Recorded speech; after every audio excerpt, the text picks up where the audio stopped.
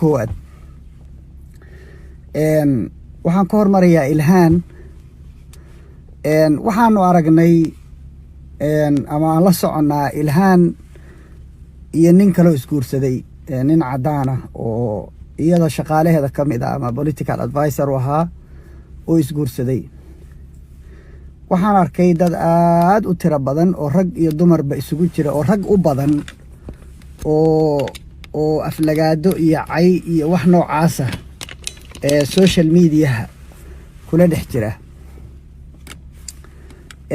arintaas iyada ah baan rabaa marka inaan wax yar ka iraahdo ilaahay subxaanahu wa tacaala raalli ahaada wax yar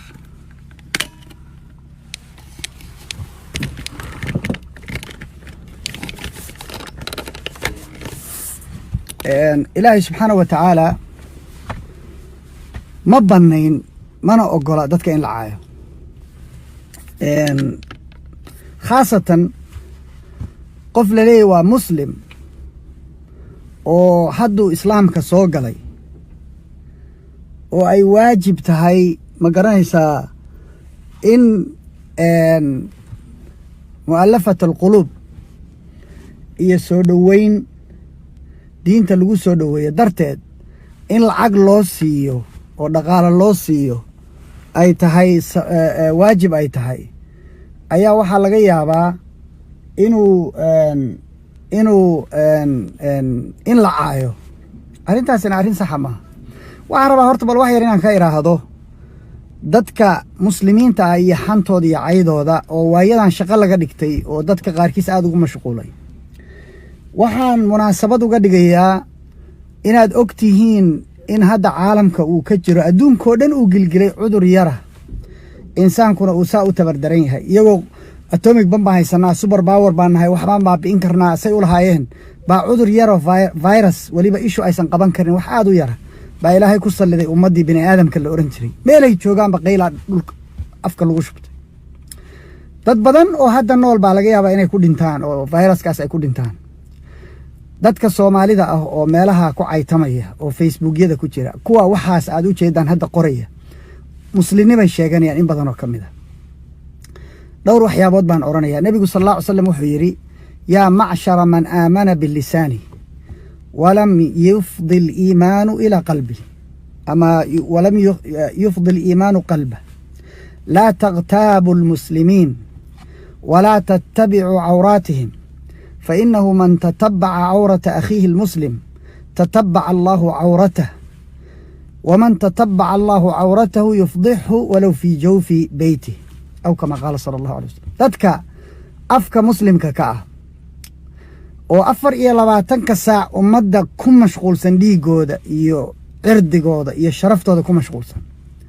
وقاذا قلبك أنا عن إيمانك كجترين هدي قلبك إيمانك كجترين لها دتك كما أي مشغولين لا تغتابوا المسلمين مسلمين تعيدا إيا حنتا كدايوير هدا حنتا كدايون ويدان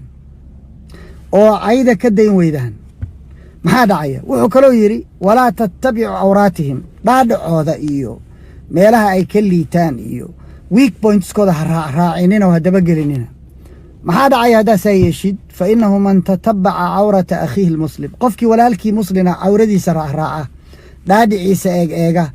waa expose garaynaya xagaan ka dhigaya kuwa aniga maalin dhaweydii caayayo kale gabadhaana hadda ku mashquulay oo shaqada ka dhigtay waxaa la yiri marka qofkii qof walaalkiisa cawradiisa raaca oo ceebtiisa raadraadiyo ilaahay baa isagana ceebtiisa raadraadiya qofkii ilaahay ceebtiisa raadraadiyo raacana wuu ceebeeyaa isagoo gurigiisa dhex jooga buu ilaahay ceebeeyaa kuwa hadda meesha ka qaylinayo arkaysaan oo muslimka iska dhigaya magacyada muslimka leh إلهي حديث كاس نبي وحكوشة إنان إيمان قلبي كجتر المنافقين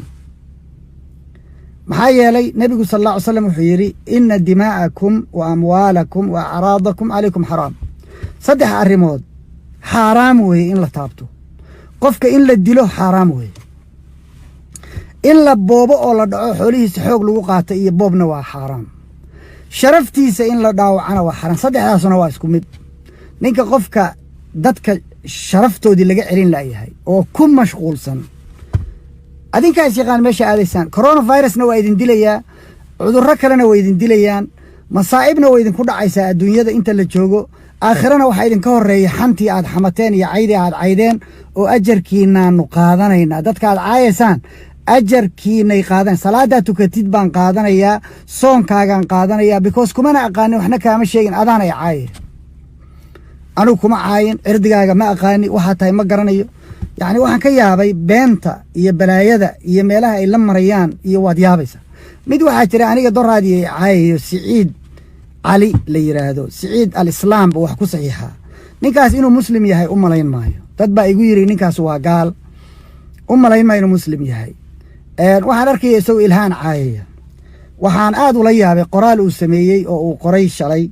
oo uu leeyahay sheekh xasan dhooye wadaad la yiraahdo reer minnesota ah baa masaajidka shalay wuxuu ka sheegay inay gabadhaanu nin gaala guursatay iyaguna ay bari ka yihiin ay rabaan inay masaajidada ka radiyaan inay ka bari noqdaan waxaasoo dhan waa been abuur siciid waa kadaab weeye siduu aniga iigu been abuuranayey buu sheekh xasan dhooyena ugu been abuurtay yaa ii sheegay sheekh xasan dhooye xalay oo dhan baan sheekaysanayn maanta markaan arkay qoraalkiisii oo la ii soo diray baan raadiyey waa wacay waa weydiiyey war sheekh xasanow ma masaajidkaad ka sheegteen ilhaan guurkeedu waa waxaan ka soo horjeedno annaga maaragtay ka jawaabayna markaasuu yidhi maya ma maqlin mana oran cid tirina ma maqal wadaadaduna ma oran marka ninkaas markaan sii fiirfiiriyey umal buu caayaya aniga way caayaya kaas wuu caayaya hadda sheekh xasankaas cid kastoo wadaada waxbuu ka sheegayaa wuxuu ammaanayaa ayaan xirsi magan naagtii murtadada ahayd oo diinta islaamka ka baxday na wuu ammaanaya ninkaas ma muslim ba wuxuu ku saxiixaa siciid al-islaam magacana al-islaam baa ugu qoran ninkaasi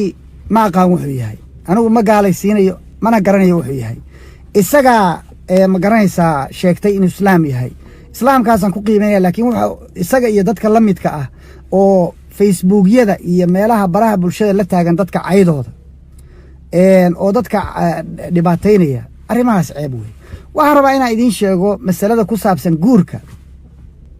waxaan hubiyey anigu oo aan xog aan baaritaan ku helay ku ogaaday gabadha ilhaan la yiraahdo ninka ay guursatay inuu islaamay oo diinta islaamka soo galay qofku hadduu muslimo naag uu guursado muslimad ah xaq buu u leeyahay xor buuna u yahay jinsiyaduu doona ha lahaado midabkuu doona ha lahaado waa la isguursan karaa dadka muslimka ay kuf bay isu yihiin meelay joogaanba in laysku caayana maaha ceebna maaha gabadhu waa siyaasiyad waxna waa laga sheegi karaa siyaasadeeda ku saabsan laakiin personal level in loo gudbo xaaskeeda iyo gurigeeda iyo caruurteeda iyo yacni lagu mashquulo ceeb weye wax loo baahan yahay maaha waxaa la idinka rabaa xogta iska hubiya dadka ha ku dhicinina sharaftooda anigu waxaan raadinayaa akhbaarta kugu saabsan markaan raba inaan wax kaa sheego haddaan waayo wax iga kaa sheekeeya oo akhbaartaada isiiya waan iskaga harayaa saasaa laga rabaa qofka muslimka inuu thubuut sameeyaa la rabaa in jaa'akum faasiqun binaba'in fatabayanu qof faasiqa hadduu war idinla yimaado oo cay idinla yimaado oo yidhahdo hebel waa saas oo heblaayo waa saas oo kan waa saas oo kan waa saas yacni iska hubiyaa la yidhi dadkaas yaacayo qabaanqabta ah oo lagu soo sii daayey facebooka oo miidiyaha ku sasay oo dadka wax u ah ku mashquulsan dadka karaamada iyo sharafta leh dad aysan gaari karin sina aysan ku gaari karin ciise aysan ku gaari karin sharaf aysan ku gaari karin waxtarnimo iyo waxqabad aysan ku gaari karin cilmi iyo aqoon aysan ku gaari karin baysaa u xagxaganaya wixii waa level siman cid kastaa waxbay caayi kartaa intay soo gashay bububububa wax daldali kartaa maxaa laysku caayayaa waxaa laysku caayayaa fikirkaa lagu kala duwan yahay dullinimo weeye ilaahay subxaana wa tacaala ka xishooda ninkaasi wuu islaamay qof muslina in gaal lagu sheegaana waa dulmi weeye diintaa lagaga baxaya bal hadda eeg maaha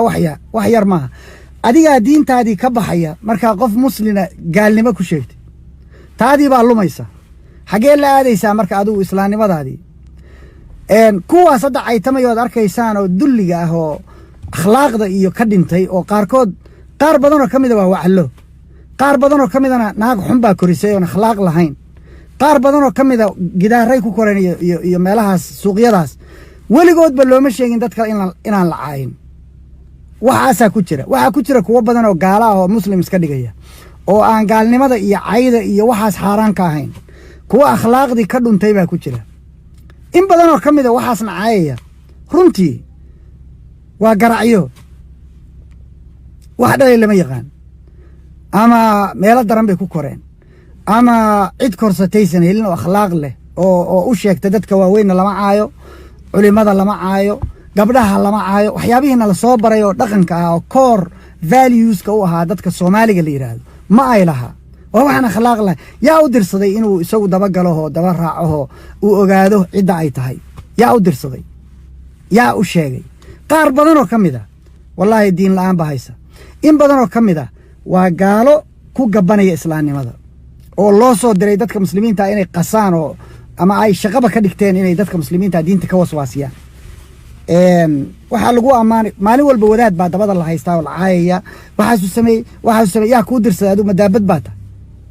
yaa ku dirsaday qofka shakhsiga ah oo private-ka ah waxyaabo aadan ka sheegi karin baa jira ma ka hadli kartid karaamadiisa iyo cirdigiisa iyo sharaftiisa qofka public ah oo magaranaysa siyaasiga ah oo idinka magaranaysa xilka idin haya isagana uma gudbi kartid waxyaabaha privacy-giisa oo personalka ah uma gudbi kartid waxaad wax ka sheegi kartaa qofka siyaasiga ah oo hadda madaxweynaha oo kale markaan rabo inaan wax ka sheego madaxweynaha waxaan wax ka sheegay wax qabadkiisa dawladda iyo xafiisyada iyo meelahaasaan joogaya laakiin xaaskiisa iyo caruurtiisa iyo daakhilka gurigiisa kama warrami kara imana banaana ceeb wey ninka halkaa wax ku soo qoraya cayda ku soo qoraya ogaada wuxuu caayaya waa hooyadii hooyo fiican baan korin baa laleeyahay ma waysan u sheegin inaan odayaasha la caayin ma waysan u sheegin inaan akhlaaqda aysan ka mid ahayn qof bini aadan oo adiga aan ku caayin inaad caayi karin ma waysan ahayn mid wax barta oo hooyo ah oo dad wax soo bartay ma waysan ahayn maxaa ku dhacay shaqadeedii xagee bay ka aaday aabbihiis mee waxa kan aabbihiin mee yaa dhalay insaankan ay tamayo halkan ku jira yaa dhalay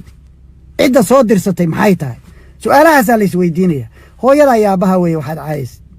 waxaad ceebaynaysid waa reerkiinna faamiligiinna aad sharaftoodii ku ciyaaraysaa waxaa laga yaabaa inay carruur iyo naaga leeyihiin waxaas ninka halkaa laga joogi lahayo oo saa u caytamaya waxaa laga yaabaa naag qabo wallaahi nasiib darra haysata naagtaas naagtaa iyo ciyaalka nasiib darra haysata qadiyaddaas cayda iyo aflagaadada ahi waxay tusaale u tahay daliil u tahay shakhsigaanu inuu ama gaal yahay ama uu si xun u kor yahay wax darbiyada ku koray oo qashin ah oo aan naf lahayn uu yahay ama waxaan akhlaaq la barin oo dad akhlaaq xumi ay dhaleen ilaan dad badan baa alkulistayaala carruurayna leeyihiin carruurahoodii baa meelaha ku jira qof aan aabbihiisba akhlaaq lahayn oo hooyadiis akhlaaq lahayn isagu xagee akhlaaqda ka keenaya keeni maayo akhlaaqna arki maayo dadka cirdigooda iyo sharaftooda lama ogola in lagu dhaco gabadhaas in badan baa lagu xadgudbay aad baa loogu dheeraaday ha layska daayay ceeb weeye wiilkaasu waa wiil muslina wuxuu idinku leeyahay xaq soo dhoweyn buu idinku leeyahay xataa lacagta zakada wax laga siiya walmu'allafati quluubum inama asadaqaatu lilfuqaraa'i walmasaakiin walcaamiliina calayha walmu'allafati quluubum waa qolada afaraad weeye dadka diinta soo galay dhowaan xoolaha la siiyaa lacag lagu soo jiidanayo diinta ay la rabo inay ku sugnaadaan waa la soo dhoweeyaa in diinta laga cayriyo cayl lagu bilaabo oo gurigooda loo dhaco oo reerkooda loo dhaco oo magaranaysa akhlaaq xumo iyo edab darro iyo dacayad waxaan kaloo rabaa inaan idiin sheego zinada ilaahay sababta uu uga dhigay 4 weliba rag ah maaha dumar 4 rag ah oo indhaha saaray shaqadii oo socota maaha nin iyo naag isfuushan oo qaaqaawan baan u jeeday qol baa la wada xirtay gaari baa la isla galay maaha waxaas daliil maaha 4 qof oo cuduul ah oo dad lagu kalsoonaan kara ah oo arkay ficilkii oo socda markay soo sheegaan oo dhahaan labadan qof way kala sinaysteen oo alaabtoodii baa isku dhex jirtay markaasaa labadaa qof shaqo laga qabanaya 3 hadday yihiin ma sheegi karaan 3 nin hadday arkaan ma sheegi karaan 30 haween hadday arkaanna ma sheegi karaan waa xukum sharciya zinadu waxay ku sugnaataa 4 qof oo rag ah oo caadiliina inay arkaan naag iyo nin isfuushan ay arkaan markaa leedihiin gabadhu nin bay ka zinaysatay iyo nin bay afeer la lahayd iyo yaa source idin ah naag gaalo ah oo ninkaan qabay baa ku dacweysay oo waxaa qortay xataa ninkeedii uu idinka karaama badan yahay idinka sharaf badan yahay ninkay isfureen oo kala tageen waa nin ikhyaara oo sharaf leh cay iyo edabdarro iyo aflagaado naagtiisa iyo xaaskiisa iyo caruurtiisa hooyadood kama uusan oran meel kama sheegin nin edab lo akhlaaq leh wey ilaahay ha karaamay ilaahayna ha sharfo ceeb weeye isku xishooda gabadha daaya wuxuu waa gabar siyaasadda inta ku sugan ku ekaada waxba ha ka sheeginina intaa ka badan dadkana caydooda iska daay zinadu ma sugnaan karto 4 qof oo cuduul ah oo rag ah oo arkay ficilkii oo dhacaya maaha 2 qof baa qol isla galay iyo iyagoo gacanta is haystaa la arkay iyo war dad gacanta way isqabsan karaan oo qol way wada geli karaan oo way wada sheekaysan karaan qasab maaha inay isfuuleen ilaahay ka xishooda ceebta yani xishooda waliba rag baatiyin intiina badan rag baatiyin ma xishoodayaala yani ceeb subhanallah qof baa qof kufsaday iyo qof baa qof ka zinaystay maadaa la joogay ma hawshaad wax ka qabatay xagee joogta saddex haddaad tihiin oo aad aragtaan zino rasmi u dhacayso life aad u daawataan ood aragtaan inay hawshii socoto penetrationka aad arkaysaan ma bannaana inaad sheegtaan saddex haddaad tihiin raga 50 dumar haddaad tihiinna ma bannaana waxyaabaha qaarkood ceeb weeye xishooda maxaa dhacaya haddaad sheegtid adaa lagu karbaashaya إن الذين يرمون المحصنات الغافلات المؤمنات لعنوا في الدنيا والآخرة بل هذا الكاس آيادا انت آخري جيساها كيستاك تفسير كذا آخري دقيسا آيادا لعنوا في الدنيا والآخرة ملعون باتاي الدنيا آخرة بوالغو اللعنضي حداد قف بريئة أو آن زنا جيسن زنا كتلمانتي ملعون باتاي adduun kana waa lagu lacnaday aakhirana malcuun baa tahay naarta ilaahay baad ku waaraysaa subxaan allah maxaa ugu dhiiran kartaa see ugu dhiiran kartaa qof inaad tiraahdo waa zinaystay yaa kugu yiri carabkaaga ilaasho waroy diintaada ilaasho oo sharaftaada ilaasho wallaahi dadkaa caayaysid kutubta yani akhriso culimadaada ku noqo salaadaadaan guranaynaa oo waxaan qaadanaynaa zakadaada oo xajkaagaan qaadanaynaa annagaad noo shaqaynsa anoo hurdaad inta tukatid baan tukashadaada qaadanaya because waxbaad iga sheegtay waad cayda kuma aqaani anugu waxna kaama sheegin gabadhaasi kuma taqaan waxna kaama sheegin maxaa la caytamaysaan waay shaqo kale ma weydeen bal hadda shakhsigaas waaridkay iyo aniga caayaya ma waxaad leedihin waa muslim ma waxaad leedihin qofkaasi akhlaaq buu ku soo koray hooyo fiican baa dhashay oo korisay ma waxaasaad leedihin I don't think so wax meel laga helay weeye oo cidla ku kor ah oo akhlaaqdii ka dhuntay wax wuxuu yahay aan la aqoon wey waxaas aad arkaysaan oo caytamaya bini aadamka noocaasa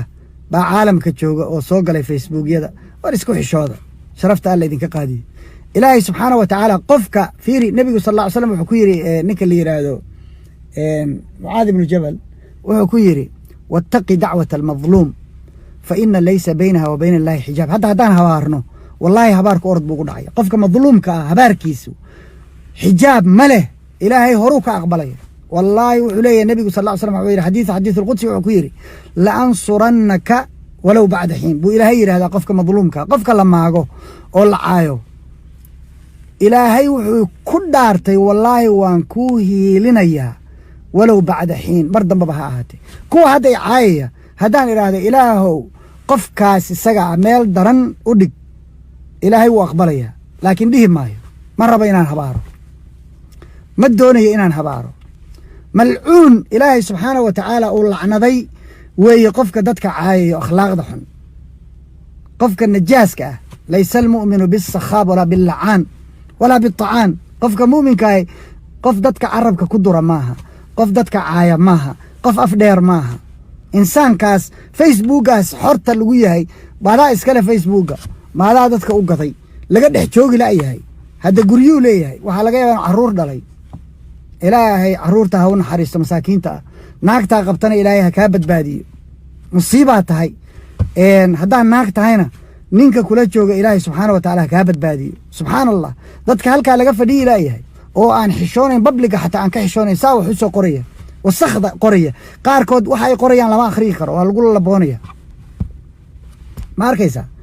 gabadha daaya akhlaaq yeesha dadka beersanaalkiisa ka baxa cirdiga dadka dhaafa cirdiga dadku xaaraam weeye qadiyadaas waa saa intaasaan kaga haraya